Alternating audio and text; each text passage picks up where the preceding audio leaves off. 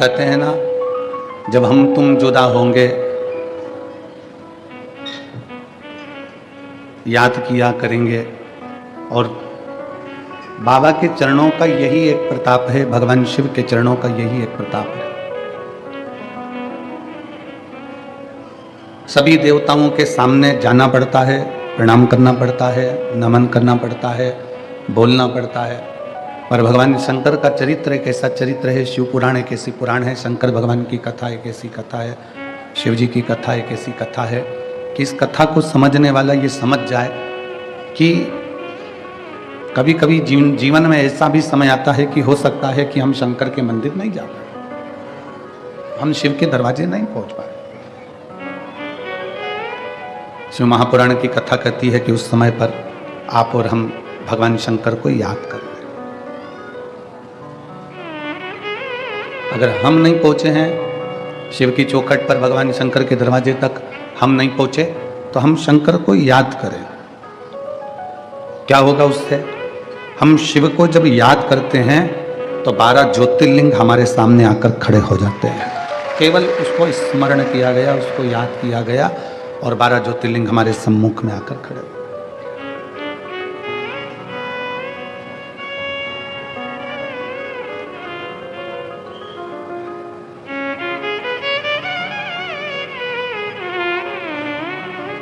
एक बार श्री शिवाय नमस्तुभ्यम कहा जाए, एक बार पंचाक्षर मंत्र नमः शिवाय कहा जाए, एक बार षडाक्षर मंत्र ओम नमः शिवाय कहा जाए।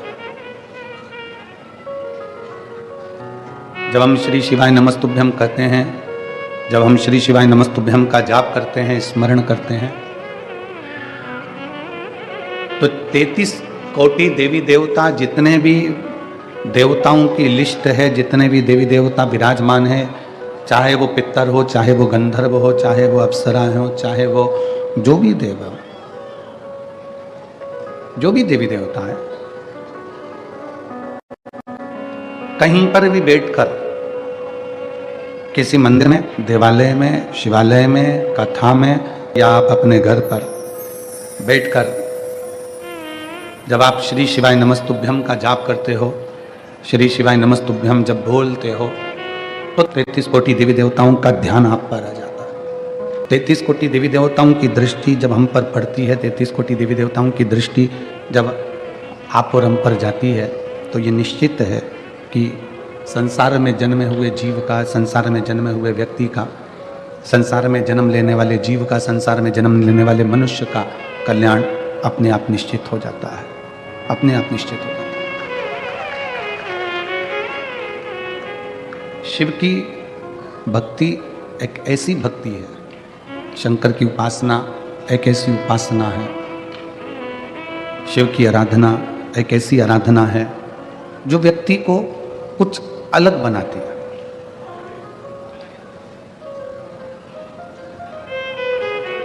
कितने लोग हैं जो भगवान शंकर को एक लोटा जल चढ़ाते हैं? हाथ उठाओ जरा, सभी लोग चढ़ाते हैं? रख लो हाथ नीचे, वापिस रखो।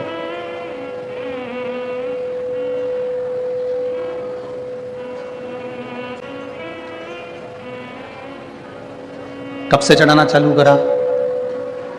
कोई कहेगा 2 महीने हो गए, कोई कहेगा 6 महीने हो गए, कोई कहेगा 4 महीने हो गए, कोई कहेगा 8 महीने हो गए, कोई कहेगा 10 महीने हो गए, कोई कहेगा 1 साल हो गया, कोई बोलेगा 2 साल हो गया, किसी को 3 साल हो जाते हैं, किसी को 4 साल हो जाते हैं, किसी को 5 साल हो जाते हैं।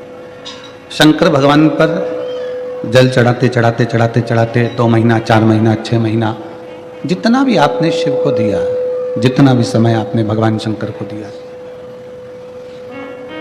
तुम्हारा वो दिया गया समय जो तुमने भगवान देवाधिदेव महादेव को प्रदान किया है, जो भगवान शंकर को दिया है, तुम्हारा दिया गया समय जो तुमने भगवान शंकर को प्रदान किया है, शिव को प्रदान किया है, वो खाली नहीं जाता। शंकर को दिया गया समय खाली नहीं जाए। शिव को दिया गया समय, भगवान शंकर को दिया गया समय,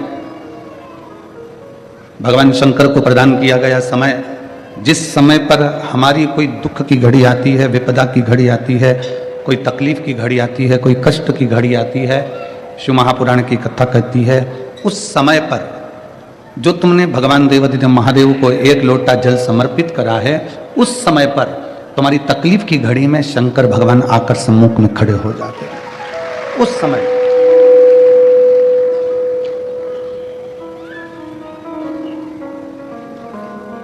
एक पत्र आया है,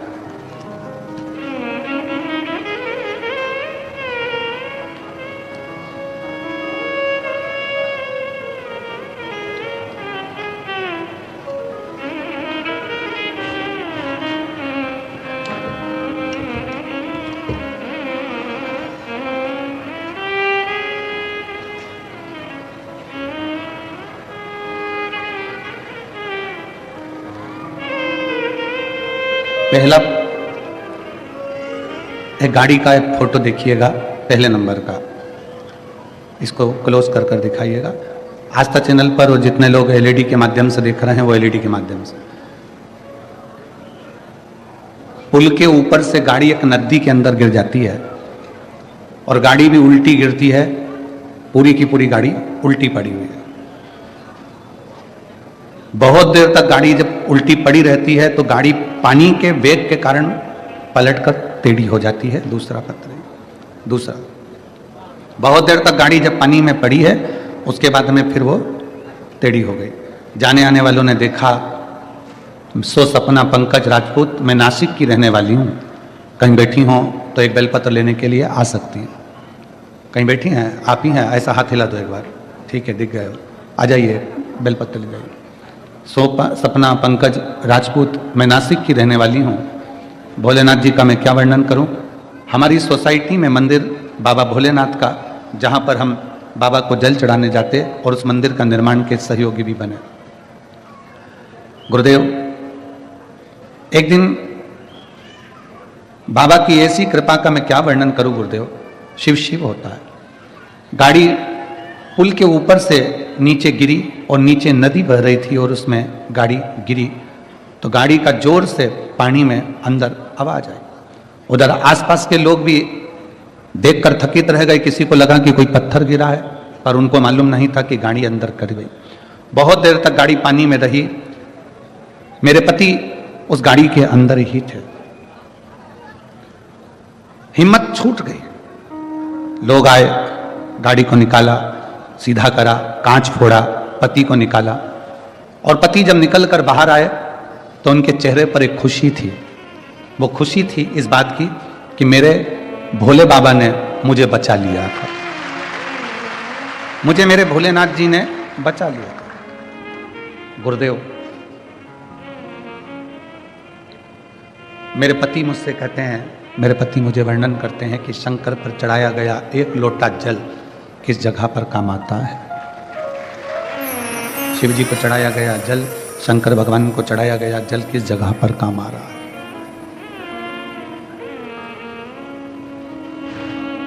जो एक लोटा जल आपने शंकर भगवान को समर्पित करा है, शिव जी को जो एक लोटा जल दिया है, शंकर भगवान को जो एक लोटा जल आप प्रदान किए हैं, चढ़ाए हैं, आपका वो चढ़ाया गया जल कब, कहाँ, किस जगह पर काम आएगा आपको भी नहीं मालूम पड़ पाएगा।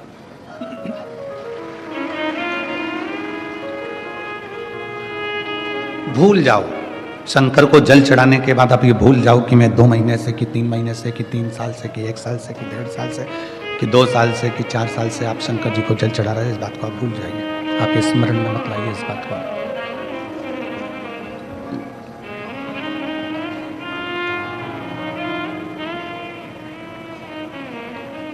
केवल इतना याद रखो कि बाबा का नाम लेना है, बाबा के नाम का उच्चारण करना है, बाबा के नाम को बजना है, श्री शिवाय नमस्तुभ्यम कहना है, भगवान शंकर की भक्ति हमको करना है। ये भूल जाओ कि कितने समय से चढ़ा रहे हो, कितने समय से पुकार रहे हो। बीज अगर पृथ्वी पर गिरा है, बीज पृथ्वी के अंदर गिरा है तो उसका पौधा जरूर रोपित होगा। उसमें पानी डले ना डले, उसमें खाद डले ना डले, पर वो बीज जो पृथ्वी के अंदर गया है, जमीन के अंदर गया है, उसका पौधा जरूर निकलेगा। आज नहीं तो कल निकलेगा, बारिश गिरने के बाद निकलेगा, कभी भी निकलेगा, पर जो बीज अंदर गया है जमीन के, एक ना एक दिन उसका पौधा जरूर बनेगा। उसी तरह शंकर को अगर एक लोटा जल चढ़ाया है तो उसका फल जरूर, उसका फल जरूर।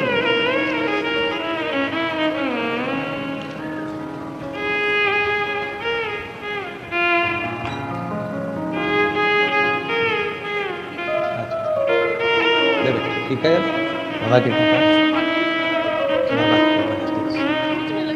शिव कृपा। अच्छा, मेरे पति बोलते थे, बोले तेरी एक नंबर जॉब है, मुझे बहुत काम आया, बोले दीदी बोल रही है, पति कहने लगे कि उस गाड़ी के अंदर पानी भरा हुआ था, समझ में नहीं आ रहा था, पर तेरे द्वारा एक लोटा जो जल चढ़ाया गया वो मुझे वहां काम आ गया। एक आपके पति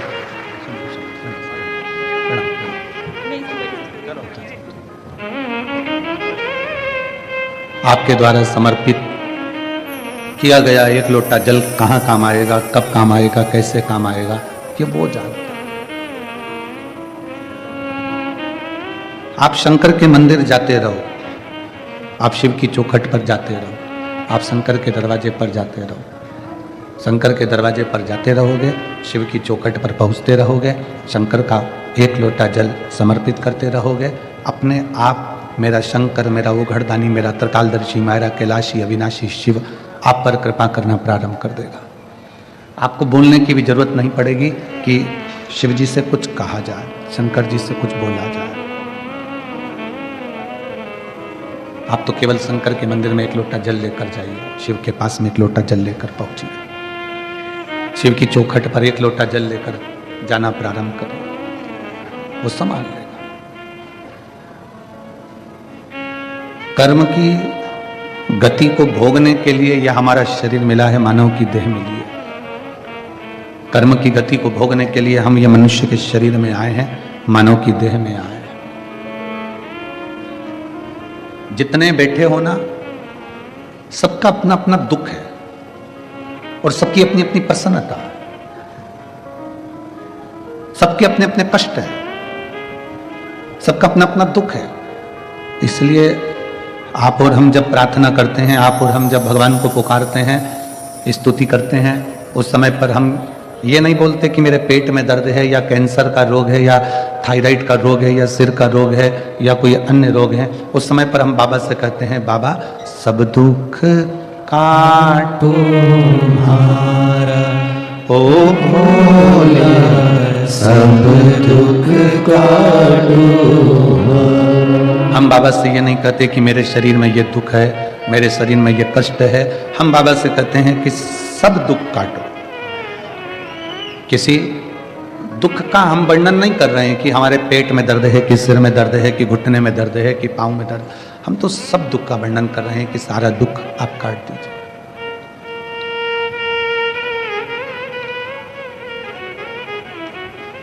किसी ने पूछा, गुरुजी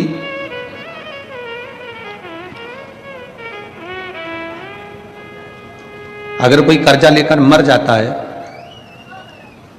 उसके लड़के, उसकी लड़की, उसका पोता, उसकी पोती, नाती पंती, भाई बंधु उसका कर्जा चुका देते हैं। वो तो मर गया जिसने कर्जा लिया था, वो तो चले गया। भाई ने कर्जा चुका दिया, बेटे ने कर्जा चुका दिया, बेटी ने कर्जा चुका दिया, रिश्तेदारों ने कर्जा चुका दिया। तो क्या जो मरा है उसको भोगना पड़ेगा दूसरी बात, कि नहीं भोगना पड़ेगा? कर्जा भाई ने चुकाया, कर्जा बेटे ने चुकाया, कर्जा बेटी ने चुकाया, पर जिसने लिया था वो नहीं चुका पाया। अपने कर्म का भोग अपने को स्वयं भोगना। परसों की कथा में कहा था कि हाथ में हमको खुजाल चली है तो हम खुजालेंगे। पेट हमारा दुखा है तो दवाई भी हम खाएंगे, दवाई भी हम खाएंगे।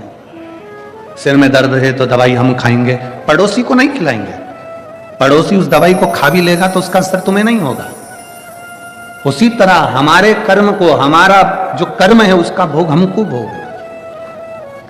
जितने परिवार वाले हैं, जितने कुटुंब वाले हैं, जितने रिश्तेदार हैं, ये सब तुम्हारे कमाए गए धन का भोग भोगेंगे। और तुम अपने कर्म का भोग भोगोगे। ये धन का भोग भोगेंगे। जो पैसा है, दौलत है, धन है, वैभव है, सबका भोग सबको भोगना। बेटा भी भोगेगा, बेटी भी भोगेगी, पत्नी भी भोगेगी, परिवार भी भोगेगा।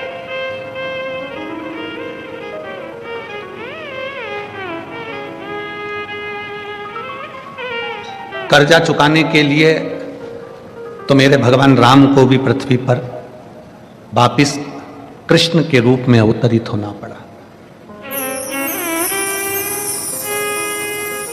कर्जा चुकाने के लिए मेरे राम जी को भी भगवान कृष्ण के रूप में पृथ्वी पर अवतरित होना पड़ा। आप सब ने कथा सुनी होगी कि एक बार भगवान श्री राम माता जानकी के साथ में अपने पिता के वचनों को निभाने के लिए वन जा रहे थे। कितने वर्ष के लिए गए? जम के बोलो जरा। 14 वर्ष के। 14 वर्ष के लिए रामवन चले। 14 वर्ष चलते चलते एक ऐसा वीरान जंगल आ गया जिस वीरान जंगल में पानी भी नहीं था, जहां पर पीने के लिए जल भी नहीं। चलते चलते माता जानकी थक गई और माता जानकी इतनी थकी कि माता जानकी जी ने कहा कि अब मुझे प्यास लग रही है, मुझे पानी पीना है। अपने माता पिता के वचन को पूर्ण करने के लिए भगवान श्री राम वन को चले और मां जानकी चलते चलते थक गई और थकने के बाद में माता जानकी कहती हैं कि अब मुझे प्यास लगी, बहुत पानी की प्यास। जानकी जी जब जल को पुकार रही हैं कि मुझे पानी पीना है, राम जी ने देखा कि आसपास में कोई सरोवर नहीं है, आसपास में कोई जलाशय नहीं है, कोई सरोवर नहीं, कोई जलाशय नहीं है। तब राम जी ने जानकी जी को एक वृक्ष की छांव में बिठा दिया, तुम यहां बैठो, लक्ष्मण जी आप भाभी के साथ में रहिए, मैं जल देखता हूं। राम जी ने जल देखना प्रारंभ करा तो कहीं जल नजर नहीं आया। एक दो कोस निकल भी गए बाहर, एक दो कोस निकलने के बाद भी जल नहीं मिला, पानी नहीं मिला।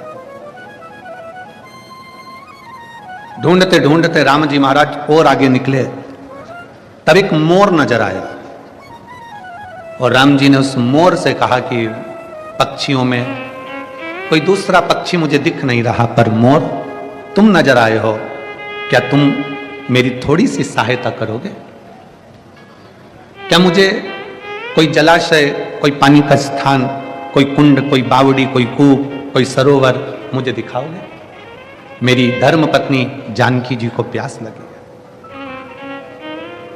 आप मुझे जलाशय दिखाएंगे? मोर उसी समय पर शीश झुकाकर कहता है कि मैं आपको पानी का स्थान दिखा देता हूं, मैं आपको सरोवर दिखा देता हूं, मैं आपको जलाशय दिखा देता हूं, चलिए। राम जी चलने लगे, मोर भी चलने लगा। अब मोर कहने लगा कि प्रभु मैं चलूंगा धीमा धीमा और पानी तक पहुंचने में समय लग जाएगा, एक काम करता हूं मैं उड़ के चलता हूं, तुम मेरे पीछे पीछे चल। राम जी ने कहा ठीक है। मोर उड़ा, थोड़ी दूर चलने पर मोर राम जी को दिखाई नहीं, कहां चले गए। राम जी फिर एक जगह पर बैठ गए।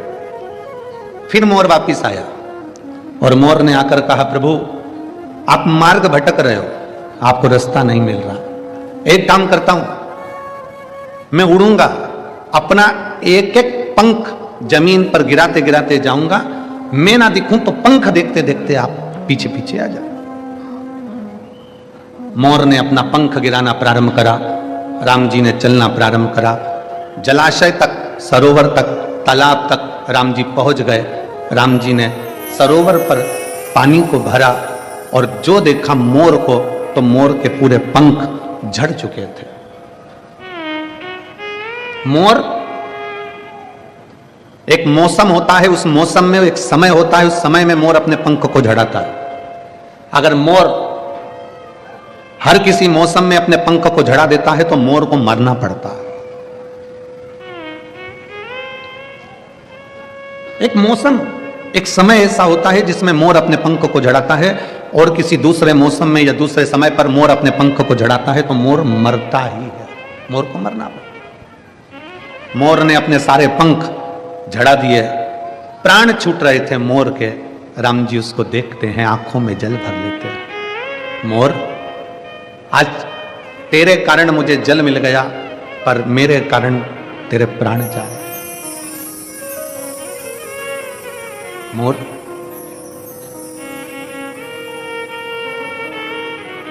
तेरे को कुछ मांगना हो तो मांग ले। मोर कहता है प्रभु आपके चरणों की शरणागति देना। राम जी कहते हैं मेरे सामने तेरे प्राण छूट रहे हैं, शरणागति तो वैसे ही मिल जाएगी, और तू मेरे चरण मांग रहा है।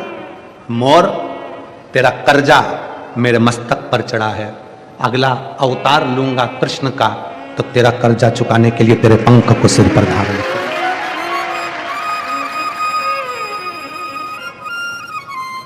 तेरा कर्जा चुकाने के लिए तेरा पंख मैं अपने सिर पर धारण करूंगा, अपने सिर पर।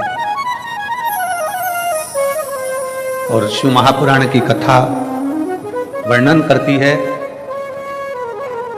संसार में जन्म लिए हो, हमारा और आपका जन्म हुआ है, ना जाने कौन सा कर्जा चुकाने के लिए हम यहां आए। कौन सा कर्जा? सास कहती है मेरी बहू अच्छी नहीं है।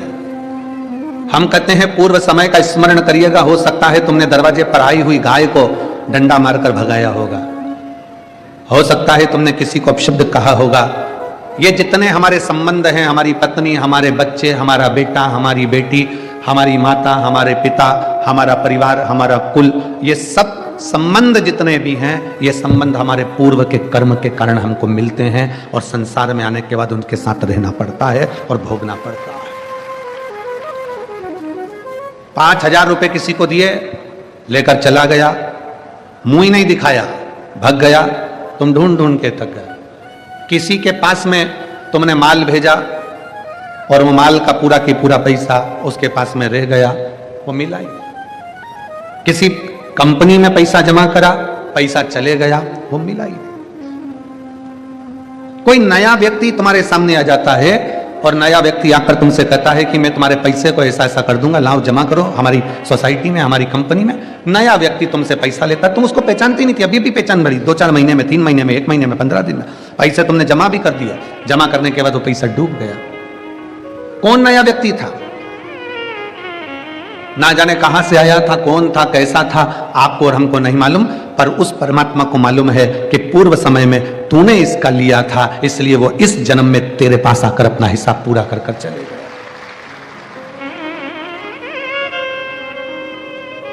शिव महापुराण की एक बात अपनी जिंदगी में जरूर उतारिए। 83,99,999 जो योनियां हैं, 83,99,999 जो योनियां हैं, ऐसी कोई योनि नहीं मनुष्य की देह 84 लाखवें नंबर की योनि है। सारी योनियों में जितनी योनियां बनेंगी, आप कुत्ता बनेंगे, आप झिंगुर बने, इल्ली बने, कीट बने, पतंगा बने, स्वान बने, मछली बने, जानवर बने, जलचर बने, थलचर बने, वायुचर बने, पक्षी बने, पशु बने, कुछ भी बने, 83,99,999 योनियों में ना जाने सारी योनियां आपको मिली, मनुष्य की देह भी मिली। पर इतना याद रखना, हर योनि में तुम्हारे बच्चे भी होंगे, हर योनि में तुमको भोजन करने को भी मिलेगा, पेट भरने को, हर योनि में तुम्हें पानी पीने को भी मिलेगा, हर योनि में हवा भी मिलेगी, हर योनि में तुम्हें खाने को भी मिलेगा, पीने को भी मिलेगा, बच्चे भी मिलेंगे, परिवार भी मिलेगा, माता पिता भी मिलेंगे, सब कुछ मिलेगा। हर योनि में तुम्हें घर भी मिलेगा, रहने का एक छोटा सा आसियाना, छोटी सी जगह, कुछ भी मिलेगी, पर मिलेगी जरूर। हर योनि में सब कुछ मिलेगा, पर हर योनि में शिव महापुराण की कथा नहीं मिलेगी। शिव महापुराण की कथा तो केवल एक मनुष्य योनि में मिलती है। एक पक्षी को अगर सुना भी देंगे तो पक्षी को क्या ज्ञान होगा? एक पशु को अगर कथा सुना भी देंगे तो क्या ज्ञान होगा? एक इल्ली माला में चढ़कर अगर कथा सुन भी लेगी तो उसको क्या ज्ञान होगा? कोई कीट, कोई पतंगा, कोई जानवर, कोई पशु, कोई पक्षी, कोई जलचर, कोई थलचर अगर कथा सुन भी लेंगे तो उनको क्या ज्ञान होगा।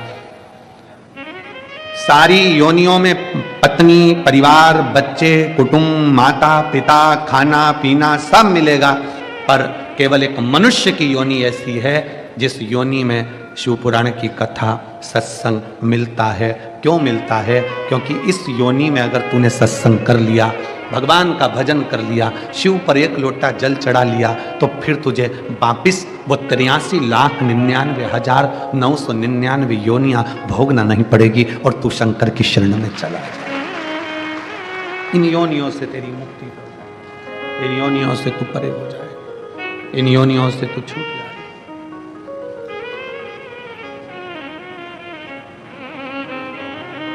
कर्ज चुकाने के लिए आपका और हमारा जन्म हुआ है। कर्ज पूर्व समय का। बेटी ने जन्म ले लिया, बेटे ने जन्म ले लिया। किसी के घर में अगर बेटा बेटा जन्म ले रहा है तो समझ लेना कि तुम्हारा कोई पूर्व का तुम्हारा कर्जा बहुत ज्यादा था, इसलिए घर में बेटे बेटे बेटे ही बेटे जन्म ले लिए। अगर तुम्हारे घर में, परिवार में, कुल में एक बेटी भी जन्म ले ले तो समझ लेना कि तुम्हारा पूर्व का कोई पुण्य बड़ा प्रबल था जिसके कारण बेटी नहीं जन्म। बड़ी मुश्किल से कहीं पूर्व एक गरीब सब्जी बेचने वाला है, ठेला चलाने वाला है, कबाड़ा बेचने वाला है, उसके घर में 1 2 3 4 5 6 बेटी जन्म ले लेती है।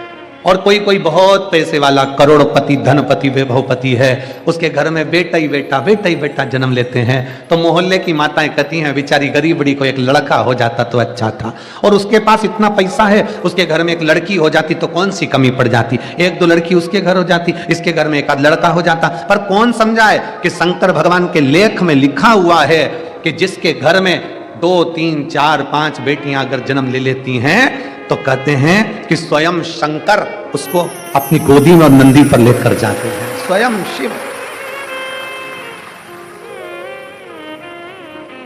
हम सोचते हैं कि बेटों का जन्म हो रहा है तो बड़े भाग्यशाली हैं। आप भाग्यशाली हो, बेटे ने जन्म लिया, पर सौभाग्यशाली तो तभी होगे जब घर में बेटी का जन्म हो। जब घर में बेटी का जन्म है तो सौभाग्यशाली, नहीं तो भाग्यशाली तो आप हो।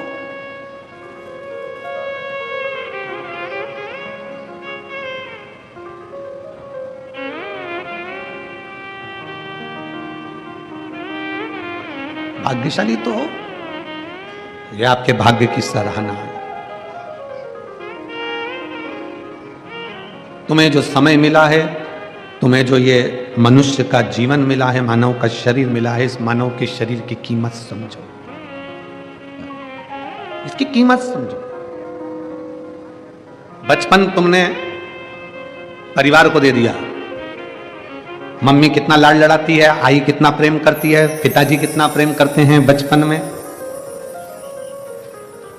बचपन में माँ बाप का इतना प्रेम रहता है कि बच्चे को सोते हुए देखना उन्हें बहुत पसंद आता है। बोलो बोलो जरा, समय जम के बोलो जरा।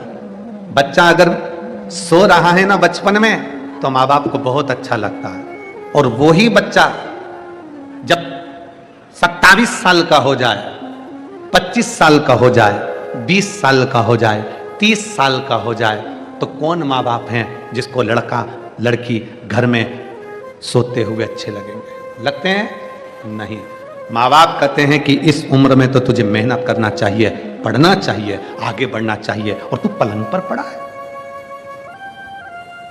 बेटा वही है जो बचपन में अच्छा लग रहा था, बेटा वही है, बेटी वही है जो बचपन में अच्छी लग रही थी, पर वही बेटा बेटी जब जवानी के समय पर एक उम्र के अनुकूल अगर घर के अंदर सोते रहें, 1 2 बजे रात को सो रहे हैं और दिन के 2 बजे अपने कमरे से निकल रहे हैं, और माँ थोड़ा सा भी उसको जगा दे तो वो आग बबूला हो जाए, मम्मी लाइट बंद करो, बाबू लाइट बंद करो, पापा पंखा चालू कर दो, मम्मी एसी का रिमोट लाके दे। माँ बाप की आंख में आंसू आ जाते हैं। बचपन में सोता हुआ बच्चों को देखे तो माँ बाप खुश होते हैं, पर जवानी में बच्चों को सोता हुआ ऐसे समय बर्बाद करते हुए देखे तो माँ बाप को खुशी नहीं होती। माँ बाप कहते हैं कुछ पढ़ ले, आगे बढ़ ले और जिंदगी में नाम कमा ले। अच्छा नहीं लगेगा? बचपन आपने अपने परिवार को दे दिया, जवानी पूरी दोस्त यार और अपना मोबाइल और अपने पहचान वाले संसार के जितने लोग हैं उनको दे दिया। क्या बचा? बुढ़ापा। बचपन खेल में खोया, जवानी नींद भर सोया, बुढ़ापा देख कर रोया। अब आया बुढ़ापा।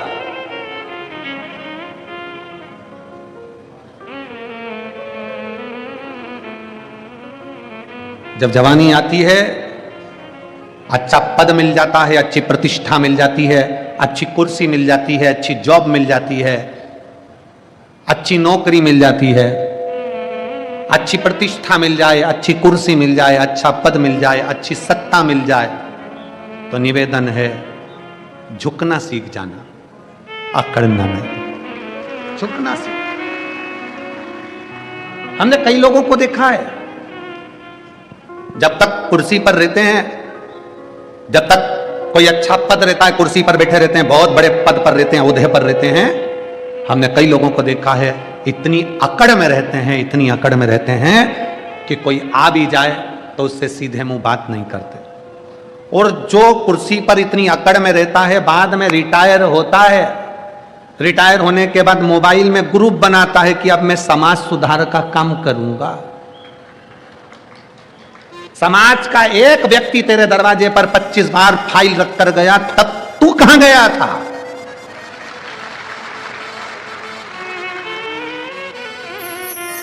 परिवार का एक व्यक्ति 25 बार हाथ जोड़कर आ गया, भैया जी देख लेना, तुम हमारे रिश्तेदार, तुम हमारे नातेदार, मिलने को तैयार नहीं हुआ। और रिटायर होते से ही व्हाट्सएप पे, फेसबुक पे, इंस्टाग्राम पे ग्रुप बना दिया कि अब मैं मेरी समाज का ये काम करूंगा, मैं अपने मोहल्ले का ये काम करूंगा, मैं अपने क्षेत्र का ये काम करूंगा।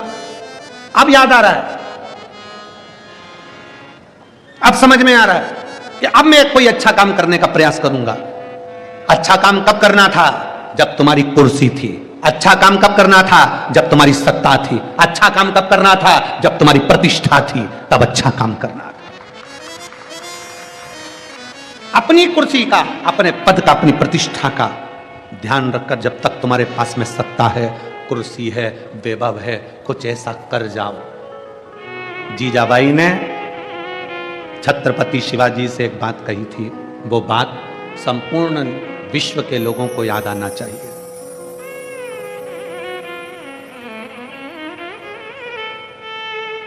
संपूर्ण विश्व।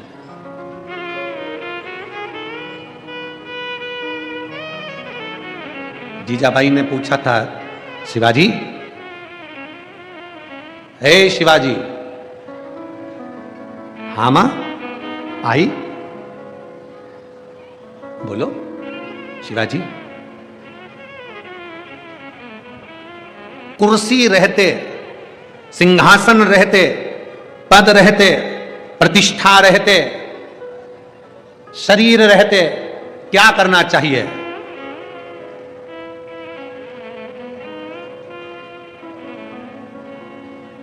क्या करना चाहिए? तो शिवाजी ने कहा, मां, शासन, प्रशासन और सनातन धर्म की रक्षा करना चाहिए। अपने सनातन धर्म की मजबूती। आपके पास में बहुत अच्छा पद है ना, आपके पास में बहुत अच्छी प्रतिष्ठा है, बहुत अच्छी कुर्सी है, बहुत अच्छा आपके पास में पद है, तो प्रयास करना कि इस पद की गरिमा बनी रहे। कोई आए, तुम्हारा एक सिग्नेचर अगर किसी का भला कर सकता है, एक साइन तुम्हारा भला कर सकता है, तो ध्यान देना, पहले फाइल पढ़ो, खूब अच्छे से अध्ययन करो। हम ये नहीं कहते कि तुम बिना देखे सिग्नेचर करो, हम तो कहते हैं तुम्हारा एक सिग्नेचर, एक चिड़िया तुम्हारी अगर किसी का भला कर सकती हो, तो प्रयास करना कि एक बार जिंदगी में अपनी कुर्सी पर बैठकर उस चिड़िया को बना देना, किसी का भला कर देना। प्रयास करो अच्छा करने का। फिर मिलेगा शरीर, जम के बोलो जरा, वापिस मिलेगा नहीं। रिटायर होने के बाद वापिस कुर्सी पे बैठोगे? अरे जम के तो बोलो नहीं। बैंक का मैनेजर अपनी कुर्सी पर बैठा है तब तक उसका साइन काम आएगा।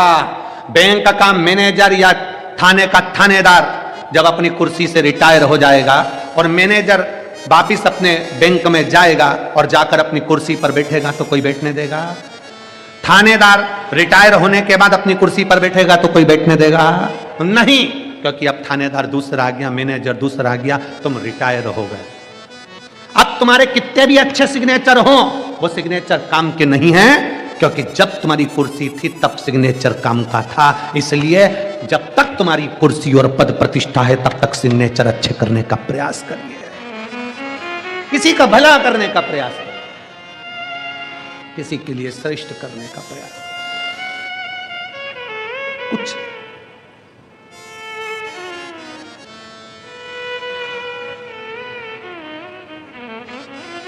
मैं माननीय मोदी जी को, मैं माननीय योगी जी को इस चीज के लिए धन्यवाद देता हूं।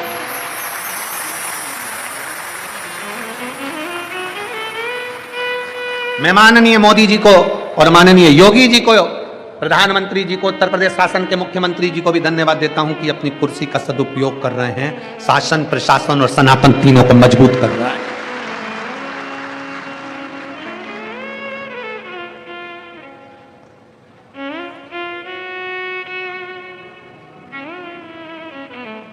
और अब विश्वास है कि महाराष्ट्र के नए मुख्यमंत्री जी भी इस चीज का स्मरण जरूर रखेंगे।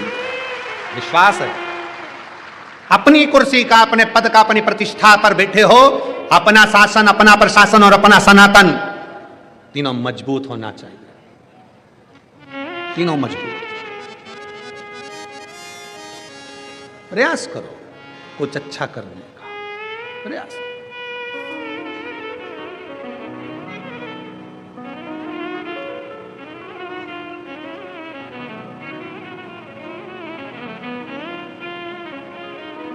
और जब हम शिव की अविरल भक्ति में जिस समय डूबेंगे, शंकर की अविरल भक्ति को जब हम भजेंगे, तो शिव क्यों ना मिलेगा, क्यों ना मिलेगा।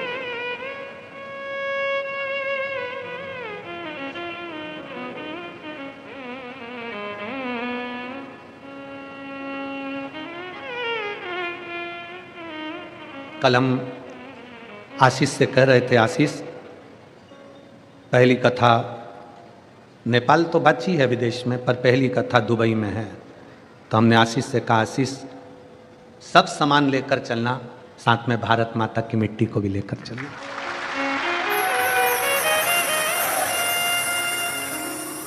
क्योंकि जो प्यार भारत की मिट्टी दे सकती है वो दुनिया में कोई नहीं दे सकता। भारत की मिट्टी के आगे सब फीका है। आशीष बोला, गुरुजी 3 दिन में तो अपन आ जाएंगे। हमने कहा एक दिन भी अगर ये भारत की मिट्टी छूटती है तो बड़ा दुख होता है।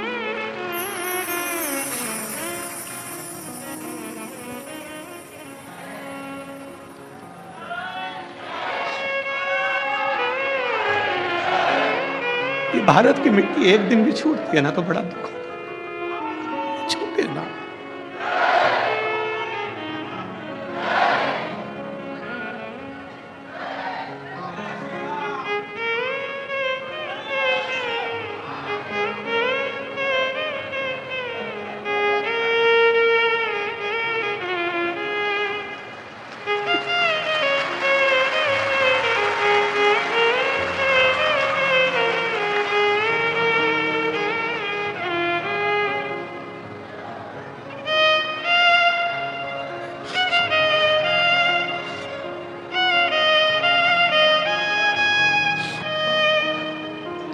ये ना छोड़ो, इसको भी थोड़ा बटोर ले।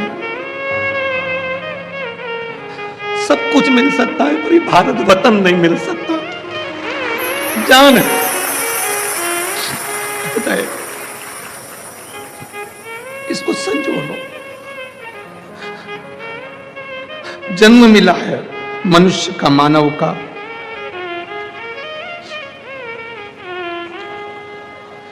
छूटे ना बिसराए।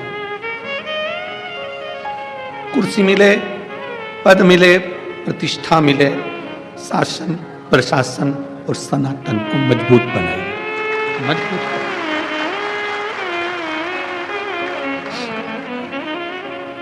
जीजाबाई ने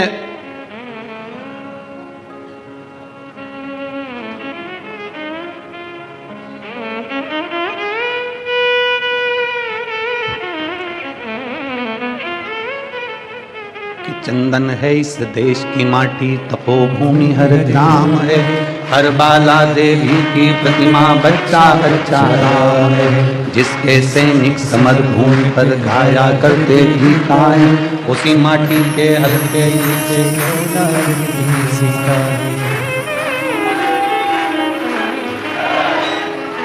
ये वो भूमि है। भारत की भूमि वो भूमि है जिसमें जन्म मिल जाए तो भी कम ना। अगर शिव की आराधना में लगे हो, शंकर की आराधना में लगे हो और ये मनुष्य की देह मिली है तो कुछ किसी का भला करने का प्रयास करो। बहुत अच्छी कुर्सी पर बैठे हो आप, बहुत अच्छी, भगवान ने कृपा करी है। शिव महापुराण की कथा सुनने वाले कई बेटा बेटी की नौकरी लगती है, बड़े खुश होकर जब कुबेरेश्वर धाम आते हैं और हम अगर मिलते हैं तो उनसे कहते हैं बेटा तुम्हारी नौकरी बाबा ने किसी अच्छे कार्य के लिए लगाई होगी, आप प्रयास करना कि अपनी सिग्नेचर का सदुपयोग करना, किसी का भला हो जाए तो एक सिग्नेचर कर दे, किसी का भला कर दे। हमारे जीवन की इतनी कथा हुई पर सारी कथाओं का रिकॉर्ड सिरपुर ने तोड़ दिया।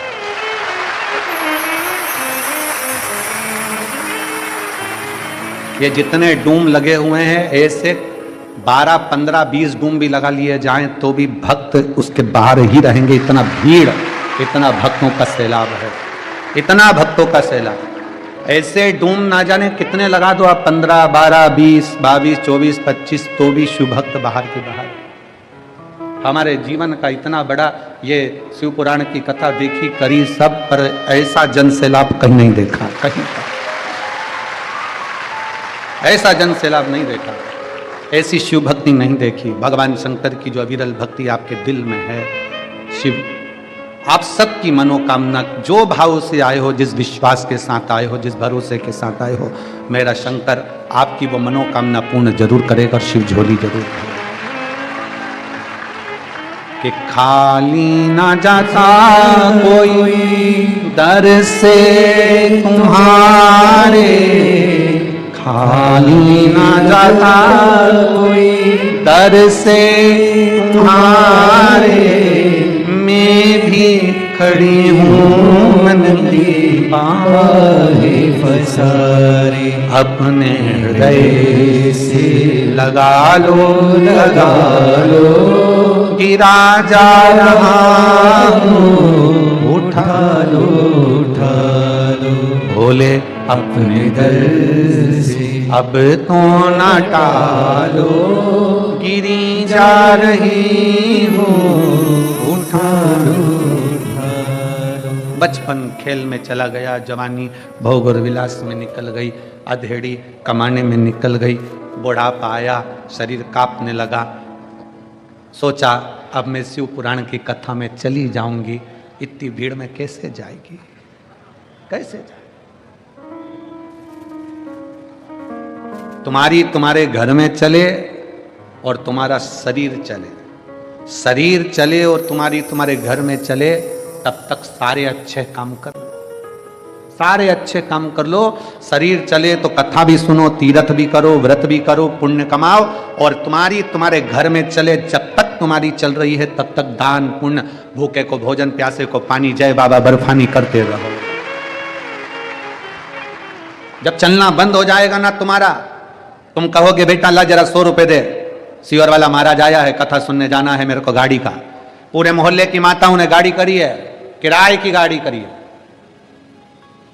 और आई हैं मेरी जीजियां यहाँ, आए हैं मेरे जीजा यहाँ, सब ने मिलकर, कोई ने गाड़ी करी, कोई ने लोडिंग करा, कोई ने बड़ा ट्रक करा, कोई ने ट्रैक्टर करा, डीजल डलवाया, किराया दिया, सब ने मिलकर दिया।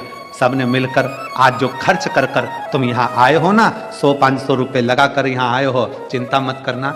एक छोटी सी डायरी में लिख कर रखना, मैं सिरपुर गई थी तो मैंने 150 रुपए खर्च करे थे।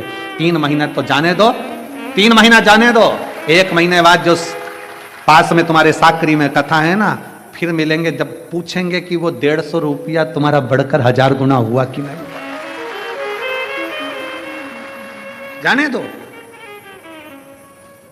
शिव भक्ति में भगवान शंकर को अगर 1 लोटा जल दे रहे हो, भगवान शंकर को 1 बेलपत्र दे रहे हो, शिव जी पर 1 अक्षत चावल भी अगर चढ़ा रहे हो तो वो खाली नहीं जाता। तो तुमने तो यहाँ आकर अपना कीमती समय भोले बाबा को दिया है, तो बाबा क्या तुम्हारे लिए समय निकाल कर तुम्हारे दरवाजे पर नहीं आएंगे? कीमती समय दिया। और ऐसी सुबह नाए नाए ऐसी सिरपुर वालों, रोज की रात्रि अगर देखना थी तो देखी तुम लोगों ने यहाँ की रात्रि? रात को आए थे दर्शन करने के लिए। और अगली कथा जो मेरठ में है 15 तारीख से 21 तारीख तक, मेरठ वालों छोड़ना मती शिव महापुराण की कथा। एक बार पंडाल में आकर बैठकर बाबा की उस भक्ति को जरूर देखना कि बाबा क्या देता। फिर 24 दिसंबर से 30 दिसंबर तक जो रायपुर छत्तीसगढ़ में शिव महापुराण की कथा है, बाबा क्या देता है उसका अनुमान लगाकर क्या देगा वो उसके ऊपर निर्भर है।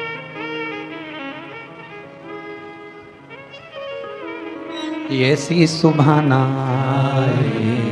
आए ना ऐसी शाम, जिस दिन जो बाप मेरे, जिस दिन जो बाप मेरे आए ना शिव का नाम। ऐसी सुबह ना आए ना ऐसी शाम, ऐसी सुबह ना आए ना ऐसी शाम, जिस दिन जो बाप मेरे, जिस दिन जो बाप मेरी आए ना शिव का नाम। ऐसी सुबह ना आए ना ऐसी शाम, ऐसी सुबह ना आए ना ऐसी शाम, जिस दिन जो बाप मेरे, जिस दिन जो बाप मेरे आए न शिव का नाम। ऐसी सुबह ना आए ना ऐसी शाम, ऐसी सुबह ना आए ना ऐसी शाम, जिस दिन जो बाप मेरी, जिस दिन जो बाप मेरी आए ना शिव का नाम। ऐसी सुबह ना आए ना ऐसी शाम।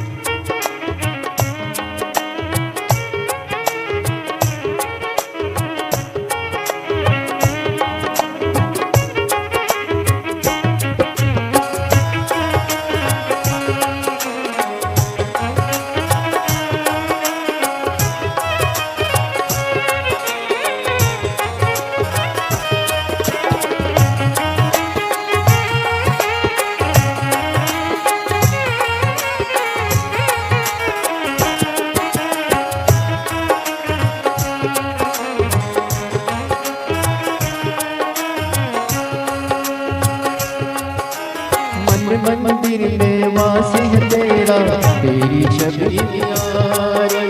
मन मंदिर में वास है तेरा, तेरी छवि बसाई। प्यासी आत्मा बन के जोगन तेरी शरण में आई। प्यासी आत्मा बन के जोगन तेरी शरण में आई। तेरे ही चरणों में पाया मैंने यह विश्राम। ऐसी सुबह आए, आए न ऐसी शाम। ऐसी सुबह आए, आए न ऐसी शाम। जिस दिन जुबां पे मेरी, जिस दिन जुबां पे मेरी आए न शिव का नाम।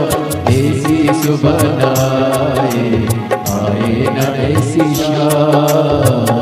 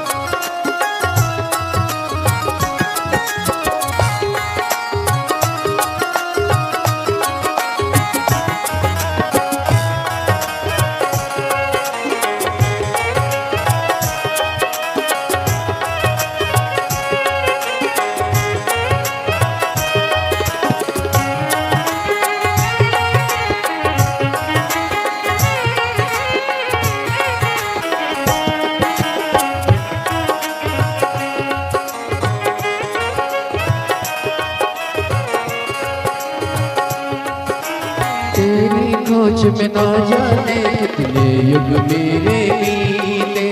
तेरी खोज में ना जाने कितने युग मेरे बीते। अंत काम कदम ध्याने हे बोले तुम जीते। अंत काम कदम ध्याने हे बोले तुम जीते। मुक्त किया तूने मुझको प्रभु लाख लाख परिणाम। ऐसी सुबह आए, आए न ऐसी शाम। ऐसी सुबह आए, आए न ऐसी शाम। जिस दिन जुबां पे मेरी, जिस दिन जुबां पे मेरी आए न शिव का नाम।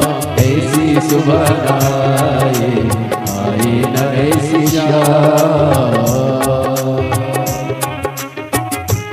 जुबां पे मेरी, जिस दिन जुबां पे मेरी आए न शिव का नाम। ऐसी सुबह आए, आए न ऐसी शाम।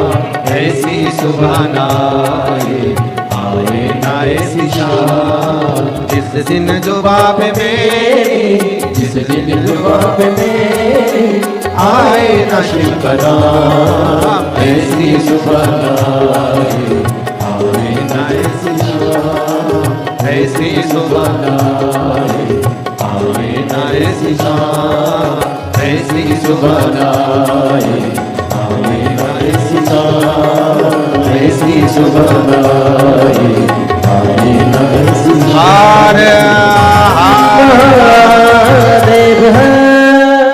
अपने स्थान पर बैठकर बाबा से अपने दिल की बात बड़े भावों के साथ हृदय से कहिए। आज कथा का विराम दिवस है, दिल से प्रार्थना करेंगे, दिल से कहेंगे तो बाबा श्रवण अवश्य करेंगे। भाव से बाबा से विनय करिए। जहाँ जगह मिले वहाँ बैठकर बाबा को खोलिएगा। सभी साथ में बाबा से प्रार्थना करेंगे, निवेदन करेंगे, विनती करेंगे, विनय करेंगे।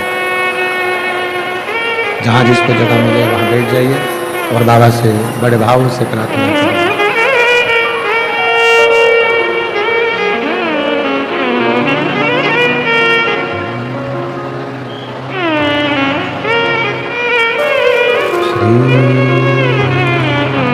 शिवाय नमस्तुभ्यं।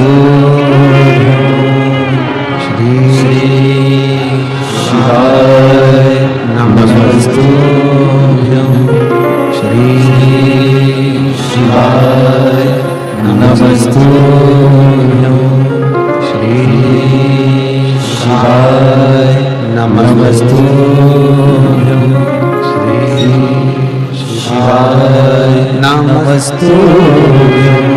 भोला सब दुख काटो हमारा, ओ भोला सब दुख काटो हमारा। शिव शंकर जप तेरी माला, भोले बाबा जप तेरी माला।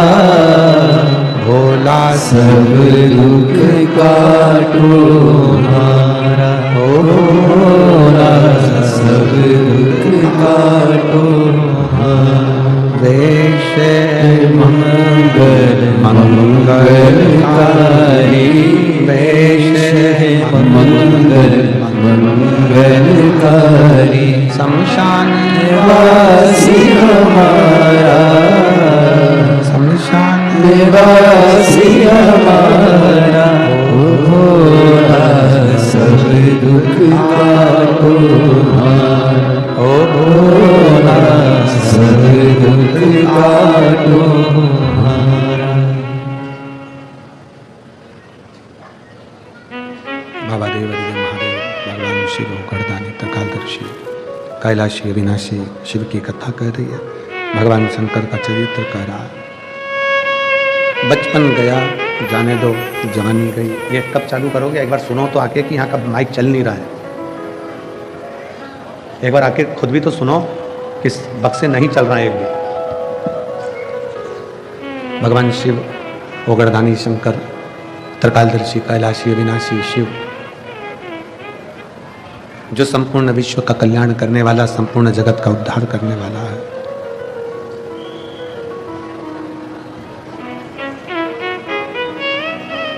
बचपन गया जाने दो, जवानी गई जाने दो, अधेड़ी गई वो भी जाने दो। पर बुढ़ापा जो मिला है, जो बुढ़ापा प्राप्त हुआ है, वो बुढ़ापा व्यर्थ मत जाने दो। उस बुढ़ापे को व्यर्थ निकलने मत देना, व्यर्थ जाने मत देना। उसको संभालने का प्रयास करिए, उसको संजोने का प्रयास करिए। मैं यजमान परिवार को, पाटिलवाड़ा परिवार को इस चीज के लिए बहुत बहुत धन्यवाद देता हूं कि आपके पूर्वजों ने, आपके दादाजी ने और दादाजी ने, परिवार ने जो सिरपुर में एक भूमि का दान कर कर या सामाजिक कार्य कर कर या किसी न किसी रूप में अच्छा कार्य कर कर जो प्रेरणा आपके दादा पिताजी ने दी, वो प्रेरणा आज भी उनके बच्चे निभा रहे हैं। उसकी आपको बधाई, उसकी आपको धन्यवाद, उसका आपको साधुवाद। आज भी आप उस क्रम को निभा रहे हैं, आज भी उस क्रम को आप आगे बढ़ा रहे हैं।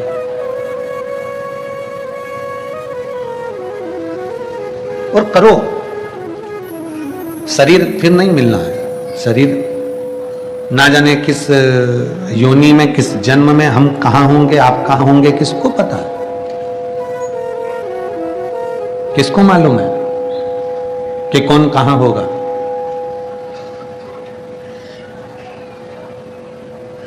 सदानंद कार्तिकेय जी जिस समय पर तारकासुर को मार दिए थे और तारकासुर के 3 बेटे तारकाक्ष, विनुमाली और कमलाक्ष की, ये तीनों ने उपद्रव जब किया था, तमा जगतजननी के पास में कार्तिकेय बाबा सदानंद स्कंददेव कार्तिकेय जी स्वयं आए।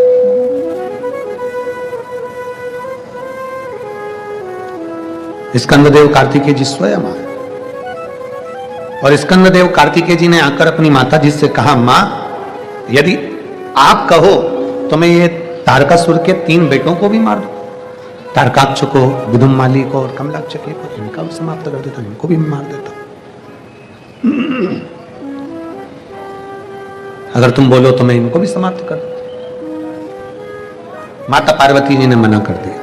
पार्वती जी ने कहा, नहीं, तुम नहीं मारोगे। तारकासुर को तुमने मार दिया, वहां तक ठीक है, पर अब तारकासुर के 3 बेटों को मारने की जवाबदारी तुम्हारी नहीं है, तारकासुर के 3 बेटों को मारने की जवाबदारी शिव की है।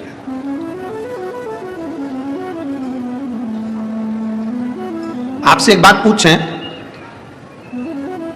दवाई क्यों खाते हो? जम के बोलो, दवाई क्यों खाते हो? कि तुम एक्सपायर ना हो जाओ। बोलो सही है कि गलत है? जम के तो बोलो जरा, सही है। व्यक्ति आखिरी तक दवाई खाता है कि वो एक्सपायर, जम के बोलो, एक्सपायर ना हो जाए। दवाई कब खाना चाहिए? जम के बोलो जरा, कब खाना चाहिए कि दवाई भी एक समय ऐसा होता है कि दवाई भी एक्सपायर हो जाती है, लिखी रहती है उस पर तारीख। देखी तुम लोगों ने कि नहीं देखी? देखिए, जम के बोलो जरा, देखा है ना? व्यक्ति दवाई इसलिए खाता है कि वो एक्सपायर ना हो जाए, पर कभी कभी दवाई भी एक्सपायर हो जाती है।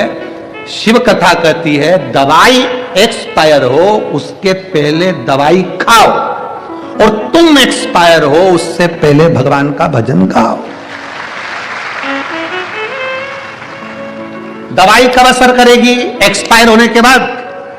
जम के बोलो जरा, नहीं। कब असर करेगी? अगर एक्सपायर तुम हो गए, कोई हो गया, हम हो गए, संसार का कोई व्यक्ति भी एक्सपायर हो गया और उसको दवाई खिलाओगे तो असर करेगी? नहीं। और दवाई एक्सपायर हो गई, उसकी तारीख निकल गई, उसकी डेट निकल गई, उसके बाद वो असर करेगी क्या? नहीं। दवाई भी अगर एक्सपायर हो जाती है तो वो भी असर नहीं करती है। व्यक्ति एक्सपायर हो जाता है तो उस पर दवाई असर नहीं करती है।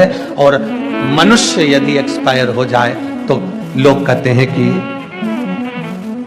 इनको थोड़ा सा मिल जाएगा, जो चले गए, जो गए उनको मिल जाएगा। शिव महापुराण की कथा कहती है जीते जी दवाई खा लो, मरने के बाद दवाई असर नहीं करेगी। और जीते जी शिव पुराण सुन लो, मरने के बाद असर नहीं करेगी। जीते जी सुनो, जीते जी श्रवण करिए, जीते जी धारण करिए। जितना श्रवण कर सकते हो, जितना भजन कर सकते हो, जितना स्मरण कर सकते हो, जितना कीर्तन कर सकते हो उतना करिए, जीते जी। और मिलती है राम नाम की दौलत कभी कभी, होती है अपने भाग्य से शिव पुराण कभी कभी। ये अपने भाग्य से हुई है, अपनी किस्मत से हुई है। ये भाग्य अपनी किस्मत है जो अपने को ये शिव महापुराण की कथा श्रवण करने को प्राप्त हो। फिर मौका मिले ना मिले, मनुष्य देह मिले ना मिले, संसार सागर में दूसरी बार जन्म मिले ना मिले, मिला है उसको स्वीकार करो। जो मिला है उसको अपने जीवन में उतारो। तुम्हें तारकासुर के बेटों को नहीं मारना। कार्तिकेय, तारकासुर के बेटों को तो मारने की जवाबदारी शिव की है। आपकी अपनी और संसार की किसी की जवाबदारी नहीं है। जन्म, मरण और परण। परण मतलब शादी, मरण मतलब मरना, और जन्म मतलब जन्म। ये 3 जवाबदारी किसी देवता के पास नहीं है। इन 3 चीज की जवाबदारी शंकर जी के पास है, शिव जी के पास। कब जन्म होगा, कहां जन्म होगा, कैसे जन्म होगा, किस जगह पर जन्म होगा, इसकी जवाबदारी शिव जी के पास है। मरण, कब मरोगे, कहां मरोगे, कैसे मरोगे, इसकी भी जवाबदारी शंकर के पास। पारण, शादी नहीं हो रही है, विवाह नहीं हो रहा है, शंकर भगवान को सब मालूम है कि कहां, कब, कैसे कराना। तुम पूरी जिंदगी लड़कियां देखते रहो, मेरे लड़के के लिए लड़की अच्छी है, ये रिजेक्ट करा, वो करा, ये करा, वो करा, पूरा जीवन तुमने इसमें लगा दिया, 10 साल 5 साल इसमें निकाल दिया, लड़की के लिए लड़का ये अच्छा है, लड़के के लिए लड़की ये अच्छी है, पर उसने जिसके साथ लिखी होगी वही मिलेगी। 50 लड़के देखे तुम सबके लिए, और 50 लड़की देखी ये मेरे सब जीजाओं के लिए, 50 लड़की देखी, पर तुम्हारी किस्मत में जो चंद्र घंटा थी वही मिली है। तुम्हारे भाग्य में जो लिखी थी वही तुम्हें प्राप्त हुई। क्यों? ये जोड़ी आज की है ही नहीं, आज की है ही नहीं।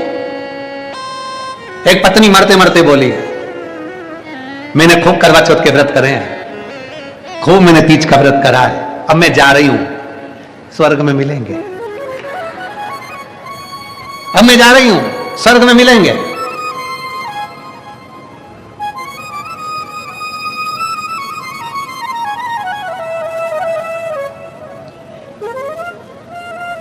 पत्नी मरी नहीं,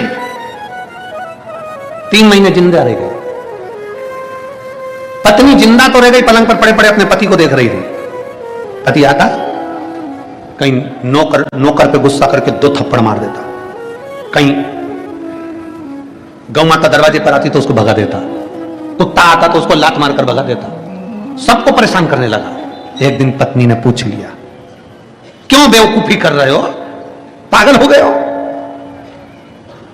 पहले इतने अच्छे थे, अब ये गलत काम क्यों कर रहे हो? पति बोला, मुझे स्वर्ग नहीं जाना, अगर तू स्वर्ग में है तो मैं नरक में अच्छा। तूने कहा था अब मैं जा रही हूं, स्वर्ग में मिलेंगे, तो मैं जाऊंगी उधर मुझे पहुंचना ही नहीं है, उधर जाके करूंगा क्या, मुझे नहीं जाना, मेरा डिपार्टमेंट दूसरा, हम जाएंगे ही नहीं अगर तू जाए। तुम्हारे भाग्य में अगर पत्नी जो मिली है, शंकर भगवान को धन्यवाद देना कि कृपा है आपकी, जो मेरे जैसे व्यक्ति को संभाल रही है और मेरे बच्चों को संभाल रही है, ऐसी कहीं कृपा ही तेरी हो। अब तुम बोलोगे गुरुजी क्या हम अच्छे नहीं है? तुम बहुत अच्छे हो है? और तुम कितने अच्छे हो, जब तुम्हारी शादी हो रही थी तुम्हारे घर के लोगों ने बता दिया था हमारा लड़का तो हीरा है, पर यह नहीं बताया था कि हमारा लड़का बेवड़ा है। हीरा बताया। कितने अच्छे हो, ये तो राम था। इसको खड़े होना था भगवान शंकर के दर्शन की लाइन में, ये खड़ा हो जाता है ठेके की लाइन में। कितना अच्छा।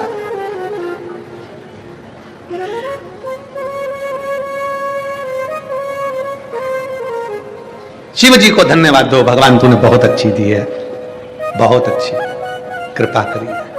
और जो माताएं कहती हैं हमारा पति बहुत ताड़ना देता, बहुत गालियां देता, बहुत अपशब्द कहता, बहुत आड़ा टेढ़ा बोलता, उन बहनों से भी निवेदन है तुम भी शंकर जी को धन्यवाद देना, बहुत अच्छा दिया है। अगर ये अच्छा मिल जाता मुझे प्रेम करने वाला, तो मैं क्या शिव पुराण में जाती? फिर तो सिरपुर के या धूलिया के किसी टॉकीज में मूंगफली हाथ में। ये तेरी कृपा है, तेरी उदारता है।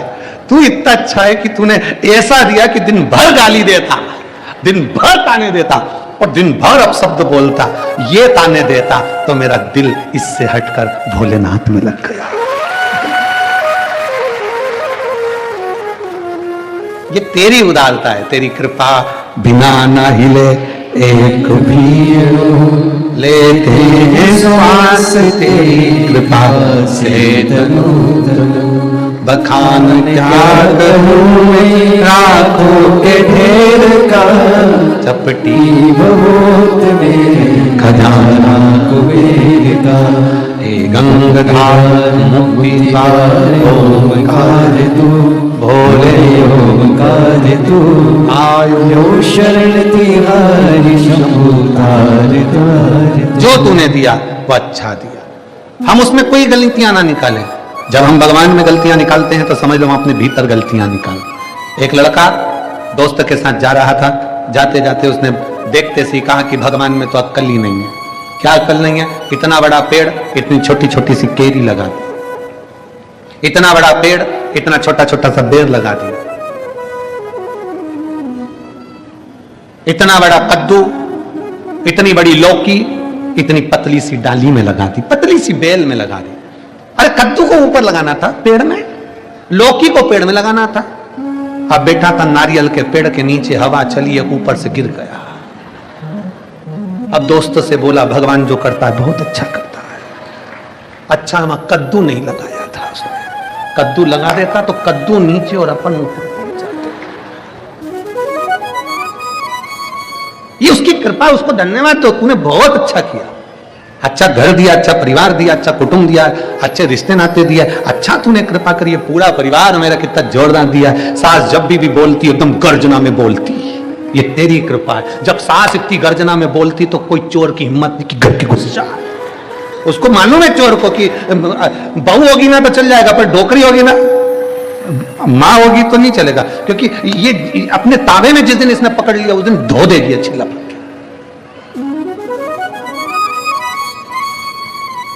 तुम खुद देखो, अंदाजा लगा के देखो जरा। पैसे मांगने वाले कभी भी बुजुर्ग व्यक्ति के पास पैसे मांगने नहीं जाते कि माँ के माँ जी, पिताजी भाऊ साहब हमको पैसे मांगने वाले जाएंगे तो बहू और बेटों के पास में। नौकरानी किससे कहेगी? सास से तो कभी कहती नहीं नौकरानी पैसे की जरूरत है तो। पोछे वाली, झाड़ू वाली, बर्तन वाली, भांडा वाली कभी भी पैसे की जरूरत है ना बहुओं से कहेगी जी मुझे पैसे की जरूरत। तो जी कहेगी मम्मी से राम मैं नहीं कह सकता। नौकर अगर पैसा दुकान पे चाहिए तो नौकर कभी भी सेठ जी से, जो पिताजी हैं बुजुर्ग हैं, उनसे नहीं कहेगा। वो कहेगा तो बेटा भैया मेरे को पैसे की जरूरत, तो पापा से कहना है। मैं नहीं कह सकता, पापा से तो नहीं कह सकता, क्योंकि मालूम है पारखी नजर निर्मा ऊपर। इनको मालूम है कि पिताजी की निगाह बहुत पारखी है, माँ की निगाह बहुत पारखी है,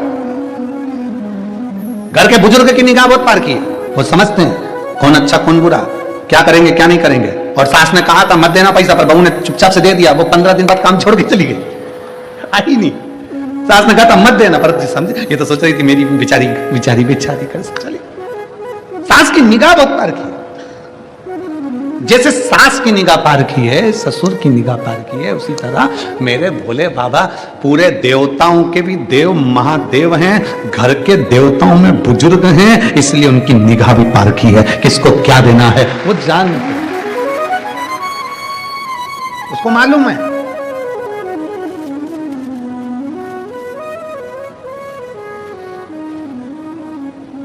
किसी ने पूछा कि भगवान हमने सुना है कि तुम बड़े पारखी हो, इसके बाद भी तुमने रावण को सोने की लंका दे दी, रावण को सोने की लंका दे दी। शंकर भगवान तुम्हें सोचना था, विचार करना था कि वो असुर है, राक्षस है, उसे सोने की लंका देने की क्या जरूरत थी।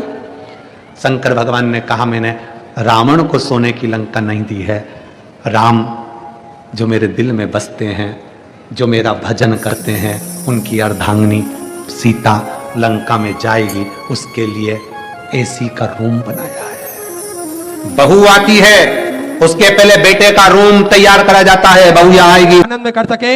ऐसे सुंदर सेवा के प्रकल्प पूज्य गुरुदेव के सानिध्य में निरंतर चलते हैं। आप भी इन प्रकल्पों से जुड़ सकते हैं, आप भी पुण्यशाली बन सकते हैं, आप भी भाग्यशाली बन सकते हैं, आप भी कंधे से कंधा मिलाकर इन संकल्पों में साथ दे सकते हैं। और देखिए पूज्य गुरुदेव ने एक संकल्प और लिया है, वो है सभी सनातन धर्म को मानने वाले लोगों के गले में रुद्राक्ष हो, सभी सनातन धर्म को मानने वाले लोगों के घर के मंदिर में रुद्राक्ष हो, और वो रुद्राक्ष का जल भगवान भोलेनाथ पर चढ़ाकर वे रुद्राक्ष का जल ग्रहण कर आप स्वतः ही जान सकते हैं रुद्राक्ष का महत्व। हमारे धर्म में रुद्राक्ष का जो महत्व बताया गया है, इसलिए पूज्य गुरुदेव द्वारा प्रतिदिन सुबह 10 बजे से शाम 5 बजे तक ये रुद्राक्ष वितरण किए जाते हैं। इसका किसी भी प्रकार का कोई शुल्क नहीं लिया जाता है और रुद्राक्ष ना ही कोरियर किए जाते हैं और ना ही किसी के द्वारा किसी के हाथ से भेजे जाते हैं। आपको स्वयं ही कुबेर भंडारी की पावन धरा पर आना पड़ेगा और रुद्राक्ष आप लाइन में लगकर बड़े ही आराम से प्राप्त कर सकते हैं। ऐसे सुंदर सेवा के प्रकल्पों से आप भी जुड़ सकते हैं और अपनी सहराशि आप समर्पित कर सकते हैं। इसी क्रम में जिन दानदाताओं ने, जिन भामाशाहों ने अपनी सहराशि मंदिर, गौशाला, वृद्धाश्रम, अन्य क्षेत्र बाबा कुबेरेश्वर धाम हेतु समर्पित की, उन सभी पावनसारी पुण्यसारी दानदाताओं के नाम स्वर्गीय रितेश छोटा जी की स्मृति में श्रीमान संतोष जी अग्रवाल की तरफ से सिरपुर महाराष्ट्र से सुंदर 21,000 रुपए की राशि देकर आजीवन भोजन भंडार संस्था ग्रहण करी। सुनील अक्षरों में अपना नामांकित कराया। बहुत बहुत बधाई। सुंदर विचार आपके सदस्यों राशि आपने समझ की। स्वर्गीय सुरेंद्र जी जेरू पसमानी जी चौधरी की तरफ से सुंदर 11,000 रुपए की राशि आपने बाबा कुबेर भंडारी के भोजन भंडारे में समर्पित की। बहुत बहुत बधाई। सुंदर राशि आपने समर्पित की।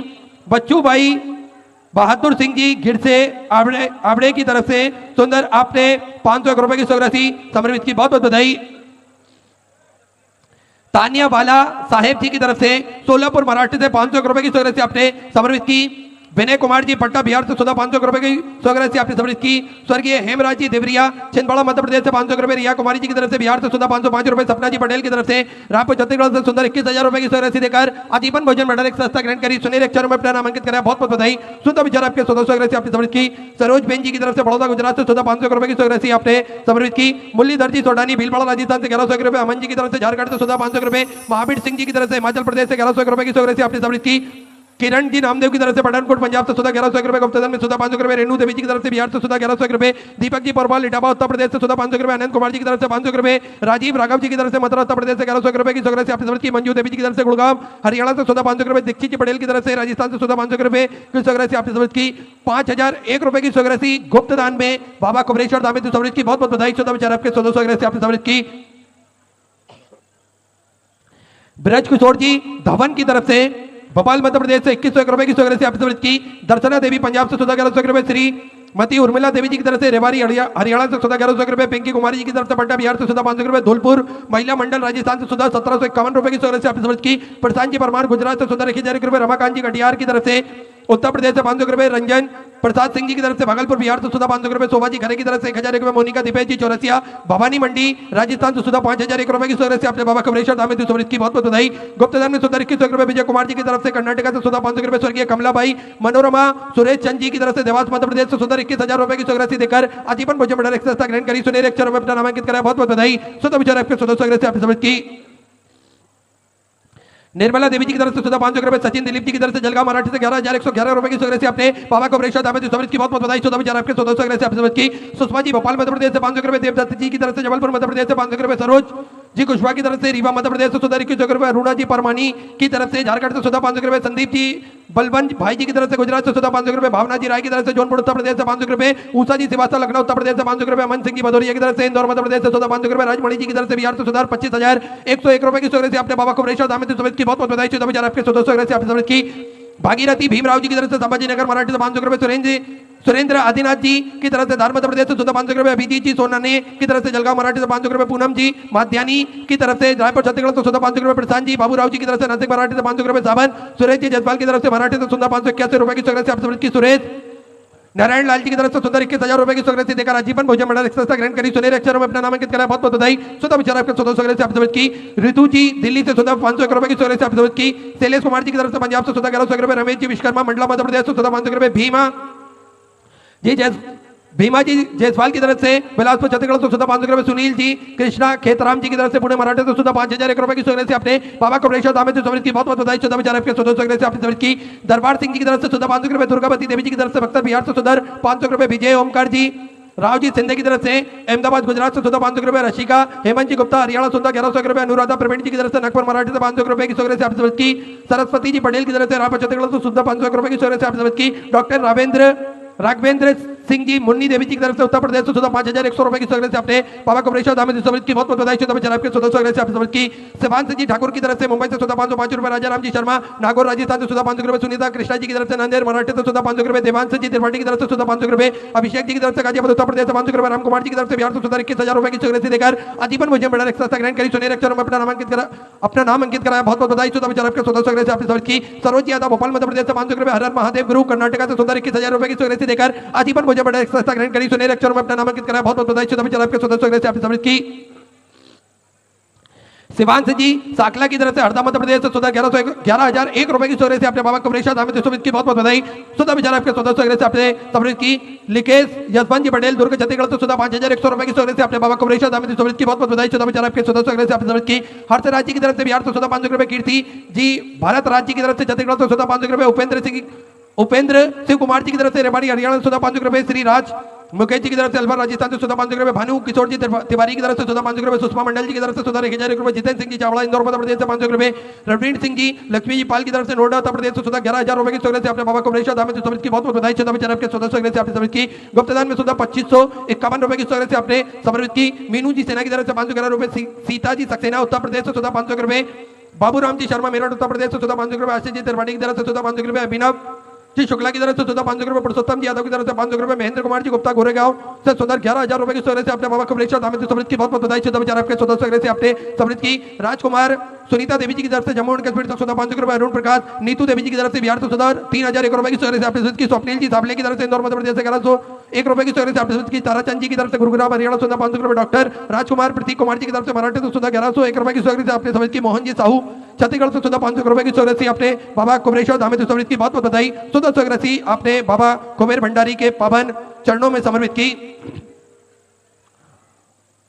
संजीव जी दुबे उत्तर प्रदेश से 1100 रुपए, अभिजीत सिंह जी की तरफ से लखनऊ उत्तर प्रदेश से 500 रुपए की सौगात से आपने समृद्ध की। रामकिशोर जी मनीषा जी की तरफ से दिल्ली से 1100 रुपए, तरुण कुमार जी की तरफ से बलोच छत्तीसगढ़ से 1,001 रुपए की सौगात से आपने समृद्ध की। जयंती जी तिवारी झबुआ मध्य प्रदेश से 500 रुपए, सावित्री जी भुरिया की तरफ से सिवनी मध्य प्रदेश से 22,101 रुपए की सौगात से आपने बाबा कमरेश्वर धाम में समृद्ध की बहुत बहुत बधाई सुधा सौगात से आपने समृद्ध की। सूरजमल जी सोनी अलवर राजस्थान से 21,000 रुपए, गुप्तदान में 1100 रुपए, सुरेंद्र निधि जी की तरफ से राजस्थान से 500 रुपए, प्रीतम जी साहू राजनांदगांव छत्तीसगढ़ से 1100 रुपए, विजय प्रकाश जी घोड़ की तरफ से उत्तर प्रदेश से 500 रुपए, रमन कुमार जी की तरफ से झारखंड से आपने 500 रुपए की सौगात से समृद्ध की। गुनगुन जी केवट की तरफ से छत्तीसगढ़ से 500 रुपए, रघुवीर सिंह जी की तरफ से चुरू राजस्थान से 1,501 रुपए की सौगात से आपने समृद्ध की। हर्ष जी झा की तरफ से गाजियाबाद उत्तर प्रदेश से 500 रुपए, एन जी वर्मा की तरफ से जबलपुर मध्य प्रदेश से 19,000 रुपए की सौगात से अपने बाबा कमरेश्वर धाम में समृद्ध की। सभी दानदाताओं को मैं हृदय की अनंत गहराई से नमन करता हूं, दंडवत करता हूं, प्रणाम करता हूं। सुधा सौगात से आपने समृद्ध की। जो भक्त अपनी सौगात मंदिर गौशाला वृद्धाश्रम अन्य क्षेत्र बाबा कमरेश्वर धाम में समर्पित करना चाहते हैं वे टीवी स्क्रीन पर श्री विठलेश सेवा समिति के 2 account number axis bank account central bank of India का चल रहा है। दोनों में से किसी भी अकाउंट में अपनी सौगात आप जमा कर अपना नाम व्हाट्सएप पर भेज सकते हैं। आइए सीधे व्यासपीठ की चरण में चलते हैं। पूज्य गुरुदेव के सानिध्य में सुंदर हम सभी आज विराम दिवस की कथा श्रवण करेंगे। जय जय श्री राधे, हर हर महादेव, श्री शिवाय नमस्तुभ्यं।